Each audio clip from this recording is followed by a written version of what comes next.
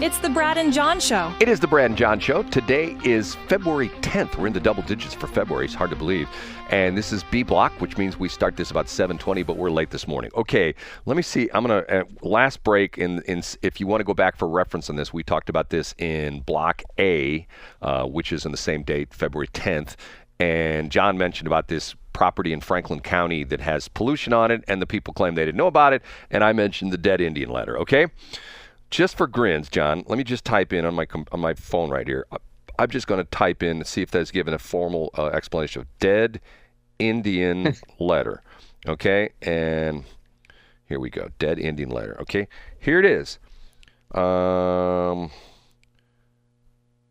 it talks about dead Indian and dead Indian letter covers, and there's a bunch of things on here. Essentially, what it is the bank wants to make sure that the property you're buying, and mostly this is commercial property, has not been a tribal burial ground.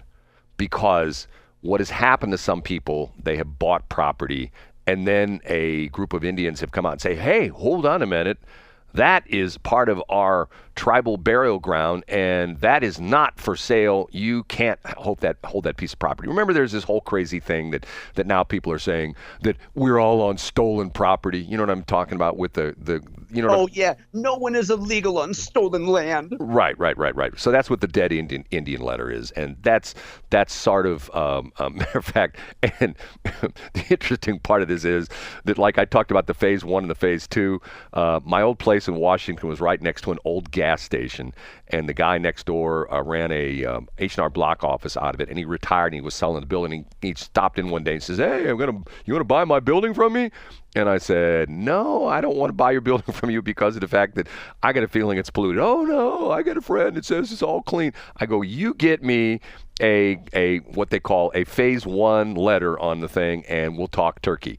So he was not able to get a phase 1 letter because of the fact that his property was polluted, and because it was next to mine, so was my property.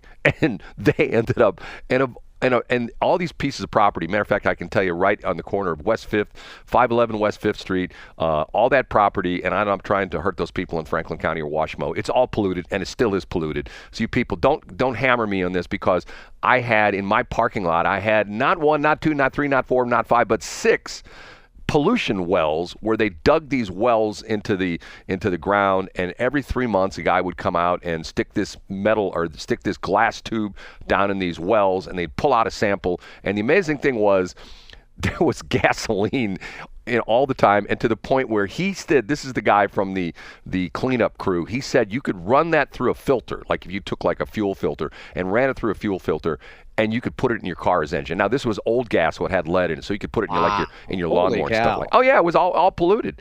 And once again, what happened on this was the guy couldn't sell the property, and he paid, I think it was covered under the state superfund or stuff like that. But I never paid any penny for it. But once again, it made everybody's property around there, essentially polluted. To this day, I can still take you out and show you where the monitoring wells were, because they drilled holes in the concrete sidewalks and put these monitoring wells in. It was a mess.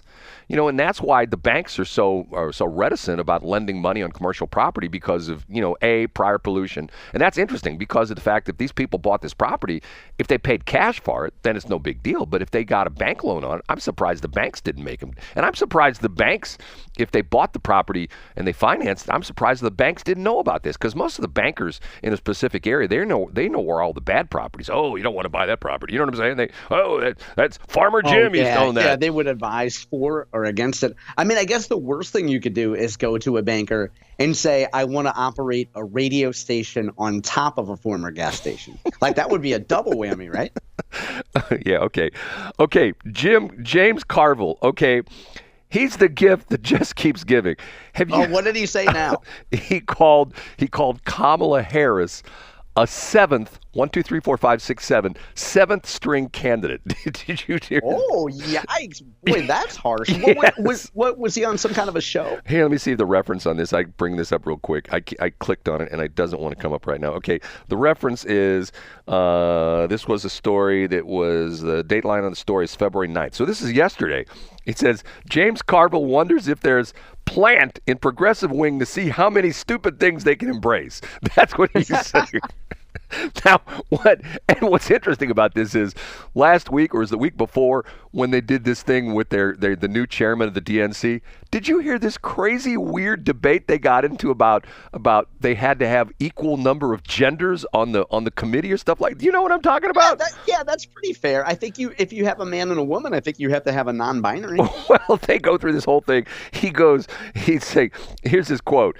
He says, and it's like there's a plant somewhere in, quote, progressive, unquote, America that just has to seize how many jack blankety blank stupid things they can embrace. It's stunningly stupid, both of them. And he goes the whole thing. He says, I mean, come on. I mean, please just think of how unfortunately no one's got overly publicized this, although the right to use it in some places. Just how clueless you sound to people who are agrarian. It's like, you're living on a different thing. Life and death on a farm is something that happens every 6 hours. He's talking about the fact that one of the planks they want to put in the Democratic Party is they want to put in pet bereavement days off.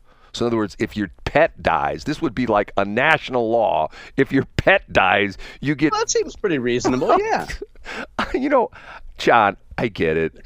The reason I don't have pets anymore is because when my pets died, it was always very traumatic. So it's like, yes. and I have people in my family, one member of my family who lost their dog 3 or 4 months ago is still going through this. And I get it. You get very close to your animals and they become part of your family, and if they're, affectionate animals, it's something that gives you affection and they sit in your lap and, whatever it is. But to put that in to employment contract through the Democrats, where if you have a pet, because think about this for a minute, John.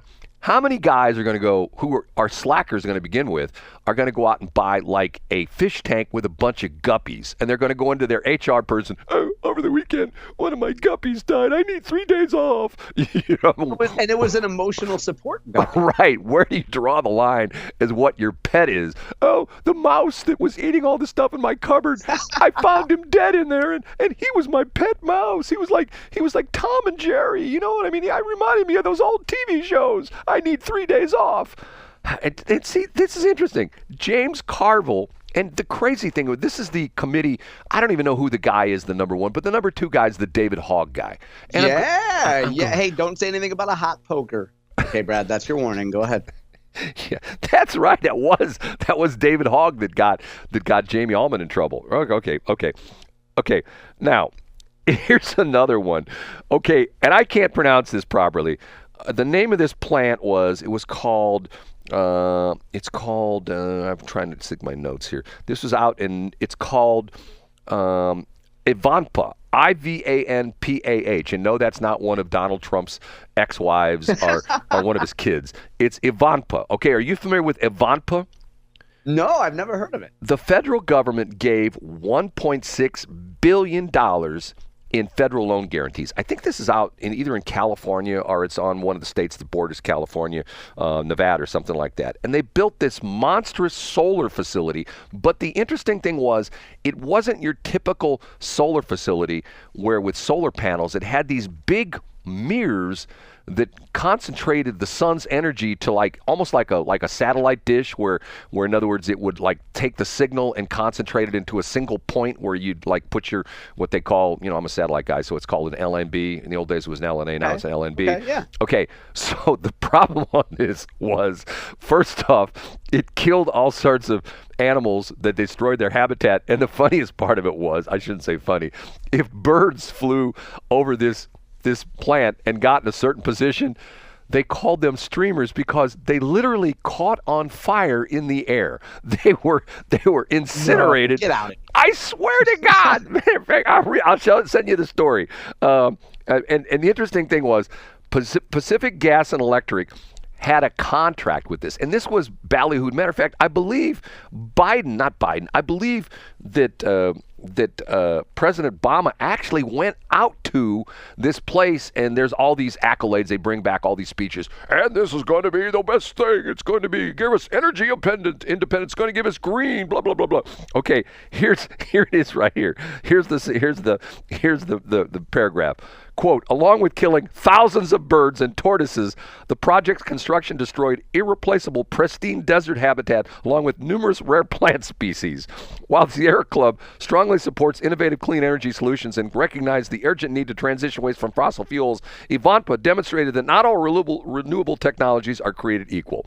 And essentially, it was supposed to have like a 30-year lifespan, and they're only like 13 years into it. And PG&E essentially canceled their contract with them because of the fact that the energy expenses keeps going up and up and up and up. And PG&E finally said, enough. We can't afford this anymore. So they think they're going to default, and $1.6 billion is going to be of taxpayer money is going to be down the tubes. Elon Musk, here's something else for you to investigate. So, and yeah, I heard. Well, I mean, do you think that maybe, you talked about kind of the dead Indian rule. Do you think they could have a burial ground for not just the birds that have been killed here, but what about all the birds that have been killed in turbines and wind energy that turbines? Happens what all if you the could time. have like a mass burial? That happens all the time. Ask, we only have in the St. Louis area, I only know of one windmill right in the core of Page and 170. And John always criticize me for repeating my stories, but the reason that windmill there is because that's what put Alberisi Construction over the top for their LEEDs platinum certification. That building has been certified. There's 4 levels of energy certification for buildings. Platinum is the highest, and you got like gold, silver, and bronze, and that put them over the top for their LEEDs platinum certification. And it's the only one in the St. Louis area. Now, John, why is it the only one in the St. Louis area? Do you know the answer to this question, John? I don't know the answer. Why is it the only one? Well, I mean, it doesn't actually work, right? It doesn't. It's a loss leader, right? No, it works. It works. But the reason it's the only one in the St. Louis area is because we don't have, this is statistical weather information, meteorological information. There's not enough wind in the St. Louis area to make it viable. In other words, by the time you construct it, and we don't have that much wind. But you don't have to go that far out of St. Louis. If you go north on 55, once you get probably about, I'd say probably about 100 miles, maybe 150 miles south of Chicago. Like when you get north of Springfield, if you're on 55, you start seeing the windmills. And once again, why is it that? Because guess what Chicago is named? What's the nickname for Chicago? The Windy City, even though they're not that windy. Right, but they do have a lot of wind to the south of it, and once you get to the north of it, there's a lot of windmills up there. But that was the only reason, because I know of no other, and I drive around the St. Louis area, I've never seen another windmill. Now, I've seen people that have them in their houses, smaller ones, and the smaller ones can help, but what you normally see, and this is sort of interesting, this is Brad nerd stuff, where you see the people that have the smaller wind turbines at their house, typically have solar panels as well too. So in other words, this gives them the option of having some kind of 24-hour a day, 7-day a week generation of power. Because obviously with solar panels, when the sun goes down, you don't get no energy. It's zero comes out of those solar panels, and you see some of them around the area, but hardly any of them. But that's the only one I know in the entire St. Louis area that's got the commercial solar panel on it. I mean, commercial windmill on it. Okay, now on NPR. And I should have done more research. Matter of fact, this is going to be our last break because I got to hit a doctor's appointment this morning. And I'm sorry, John, they moved it up on me. It was 9 o'clock. No problem. Now it's 8:30. Okay. There was a guy, and I think his name is Charles Pillard. And he was on the Terry Gross show, either Thursday or Friday. I believe it was Friday. I listened to it. And he's written this book called Doctored. And it was fascinating because his research has showed all the false scientific data that's been put out by companies and individuals, doctors and researchers that are working on a cure for Alzheimer's. And the reason why there's all this false research out there, do you know why this is, John? No, I don't know. Because if the research looks promising, like there could be a cure, or there could be some kind of a medication, or there could be some kind of a link that they can figure out how we can prevent people from getting Alzheimer's, they get money thrown at them by guess who, John? The federal government. Yes, exactly. So the guy gave these unbelievable statistics, and I need to do more on this. But essentially, he is saying that there are hundreds of fraudulent images essentially taking pictures of different slides of, like of microscopic, cell samples and things like that. And he said there are hundreds of fraudulent images out there that are being used, and he claims over 80,000 research studies that people are saying, well, we took the research from Dr. Biswanger, and here's what it said. And Dr. Biswanger, I hope there is not a Dr. Biswanger out there, but I'm just making that name up. Dr. Biswanger faked it because of the fact that he is getting money from the feds and also from some of the as well as the pharmaceutical companies, because you know how it is, the first company that comes up with a cure for Alzheimer's, John is going to be on Hedge Eye going like, oh my God, that's the stock I want to buy. Right, John? They're going to get bought out right away. They would get taken out very quickly. Right. And if it's small companies especially, they're going to get money dumped on them like you wouldn't believe. And if they're a publicly traded company, if the stock's at 10, by the time, the news comes out, the stock will be at 100 or something like that, right? Yeah, they would get taken out. Now, this is just straight up federal fraud, right? Well, I didn't find the book, and I did a little research over the weekend, and supposedly this guy is a very renowned investigative journalist, and like I said, his name's, I was in the car, and I actually pulled over and took notes on his name was, what did I say, his name was Charles Pillard, P-I-L-L, I think it's P-I-L-L-A-R-D, and I got into like the last 20 minutes of the interview, and it was fascinating. It was fascinating. Now, the reason I bring this up is because of the fact that, let's go back to the elf on the shelf. You know who the elf on the shelf is? I know what the gift is, yeah. Dr. Fauci is the elf on the shelf, okay? Okay. Remember, Dr. Fauci kept saying, it's science, it's science, it's science. And I keep going back to referring to the doctor. And one of these days, I'm going to print this out and stick it right in front of me so I remember this every time. I think he was an Australian doctor who kept saying, hey, ulcers aren't caused by, spicy foods and stress. Ulcers are caused by a bacteria. And the medical community says, you don't know what you're talking about. Well, you're a dumb doctor in Australia. You don't know what you're talking about. And the bizarre thing was, to prove it, he had one of his patients who had ulcers. He got I don't know how I guess a biopsy. He took the bacteria out of this patient's stomach and ate it. He essentially gave himself ulcers with this, and that's when people say, I think by George, I think he's got something. You know what I'm saying? Brad, you're never going to believe this, but I just looked up. We talked about this. It's almost been exactly 1 year. We talked about it on February 12th. Because I was just looking back at show archives over the weekend, and I was like, gosh, that Brad story, I couldn't, because I believe, like, for years, oh, well, of course it's spicy food that causes this, right? Well, but I referred to the fact that if you watch the old Doris Day movies or the old movies from that era, that the wife is always married to some high-level executive, and he's got ulcers, and the wife's always He's so stressed out. Right. Yeah, he's so stressed out. Honey, drink some milk. It'll quiet down your ulcers. and I think what they found out was, I'm not 100% sure on this, that milk was worse for the ulcers because of the milk interaction with the bacteria. Milk's got all sorts of weird stuff in it to begin with. So I'm going to do more research on this and talk about this tomorrow, because I heard this and I thought to myself, holy cow, you can't even trust the researchers. The researchers are faking this stuff. You know what I'm saying? Yeah, I think I would take that at face value, Brad. I wouldn't believe a whole lot of pharma research that was coming out about anything, because they certainly have an incentive. What they don't have an incentive to do is follow Brad and John, who are two of the only people on the radio who say the word milk correctly. And other people say it wrong, and I don't care what anybody says. You and I say it right, Brad.